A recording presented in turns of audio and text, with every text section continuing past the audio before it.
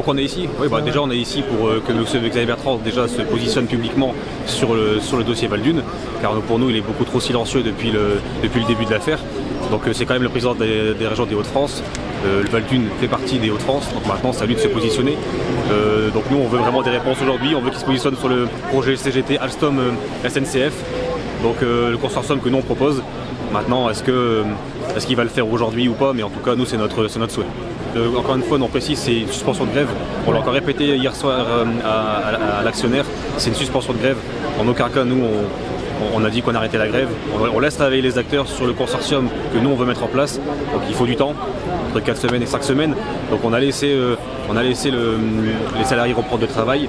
Maintenant, comme je dis, si maintenant on voit que ça ne bouge pas, dès le lendemain, on peut être devant Val-d'Une, aucun problème. Et vous pensez que Xavier Bertrand, il peut appuyer votre projet de reprise Bah oui, bien sûr. De toute façon, lui aussi, on parle toujours, c'est lui qui a les finances aussi des Hauts-de-France. Dans tout ce qui est projet, s'il donne son accord ou si en tout cas il valide notre projet. Quand je dis valider, c'est voilà, il donne son avis dessus favorable. Ça peut jouer. On sait aussi qu'il peut investir de façon significative sur les investissements industriels et sur les aides pour des futurs repreneurs. Donc oui, je pense que son avis est très intéressant à recevoir. Haute Bercy, ils travaillent ils ont monté Grant Thornton, donc un cabinet financier. Ils sont en train de bosser dessus. C'est un peu plus long que prévu, apparemment. Mais voilà, comme vous voyez, nous on a déjà quasiment terminé le business plan. On sort quand même des chiffres, on sort un projet. Donc je pense que Bercy devrait aussi se mobiliser un peu plus rapidement pour pouvoir avancer parce que le temps compte.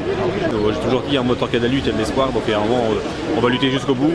Nous, on a vraiment un projet sérieux. Encore une fois, là c'est vraiment politique. C'est plus économique. Parce qu'encore une fois, comme elle disait Sophie Binet, c'est opération piège jaune pour Val-d'Une. 60 millions, c'est rien. On demande 60 millions pour que l'usine continue à vivre. Et quand on sait qu'il y a un plan de relance sur le ferroviaire de 100 milliards, oui, moi je pense qu'il y a espoir et je pense que maintenant c'est à l'État et c'est aux politiques de se positionner sur Val-d'Une.